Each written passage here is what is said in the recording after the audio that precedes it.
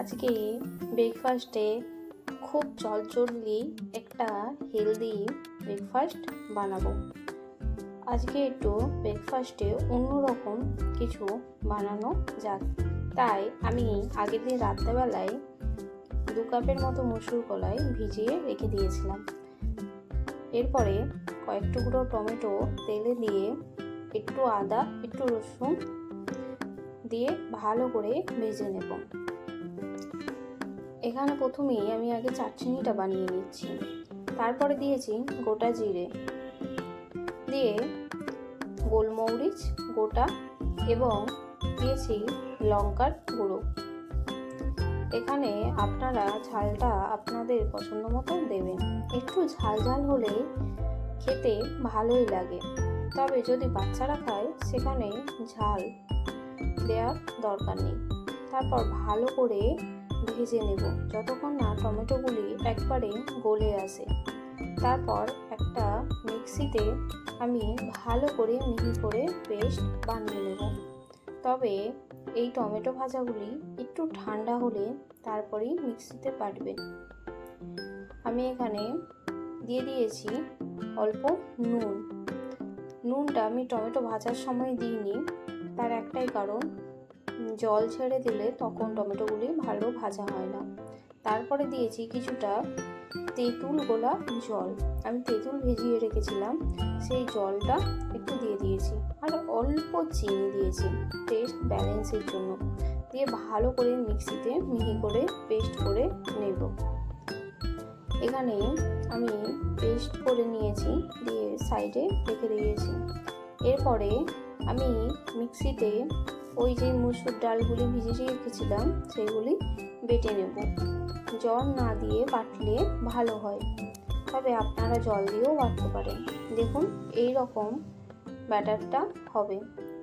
এখানে আমি দিয়ে দিয়েছি অল্প লঙ্কার গুঁড়ো এবং আমি এই যেই চাটনিটা বানিয়েছিলাম সেখানে একটু তড়কার মতো দিয়ে দেব। দিয়ে দিয়েছি শুকনো লঙ্কা এবং একটুখানি ছোলার ডাল দিয়ে ভালো করে তেলে দিয়ে আমি এই চাটনির ওপর দিয়ে দিয়েছি। এরপরে যে ব্যাটারটা করে রেখেছিলাম সেখানে আমি অল্প নুন আর লঙ্কার গুঁড়ো দিয়ে ভালো করে মাখিয়ে নিয়েছি। এরপর একটা তাওয়া নিয়েছি, সেখানে অল্প তেল ব্রাশ করে আমি দিয়ে দেব একটু জল ছিটিয়ে দিয়েছি। জল ছিটিয়ে দিয়ে একটা টিস্যু করে ভালো করে মুছে নেব, যেন তাওয়াটা খুব একটা বেশি গরম না হয়, তাহলে কিন্তু ব্যাটার দেওয়ার সাথে সাথেই চিপকে যাবে। হালকা গরম হলে তবেই ভালো হবে। এরপরে আমি এখানে 2 হাতা ব্যাটার দিয়ে দিয়েছি, দিয়ে ধোসার মতো আমি করে নেব। এটা বাচ্চাদের জন্য খুব হেলদি একটা ব্রেকফাস্ট, আর খেতেও খুব ভালো লাগে আর তাড়াতাড়ি বানানোও হয়ে যায়। সবসময় তো একই রকম ব্রেকফাস্ট করতে ইচ্ছা করে না, তাই এইভাবে বাচ্চাদেরকে বানিয়ে দিলে খুব আনন্দের সাথে খাবে এবং আপনারা টিফিনেও দিতে পারবেন। আর এগুলি হয়ও খুব মচমচে। আমি এইভাবে প্রত্যেকটা ধোসার মতো বানিয়ে নেব। ওপর থেকে একটু করে তেল ব্রাশ করে আমি নিয়েছি, দিয়ে ভালো করে রোলের মতো করে নেব।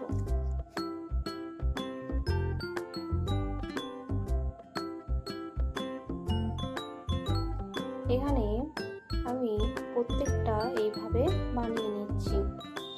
দেখুন বেশ কড়কড়ে মচমচে হয়েছে।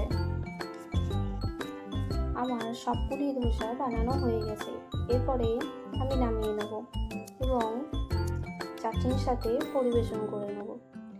এটা খেতে হয়েছিল দুর্দান্ত, আর খুব তাড়াতাড়ি বানানোও হয়ে যায়। তাই একবার অবশ্যই বাড়িতে বানিয়ে আমাকে কমেন্ট করে জানাবেন কেমন হয়েছিল।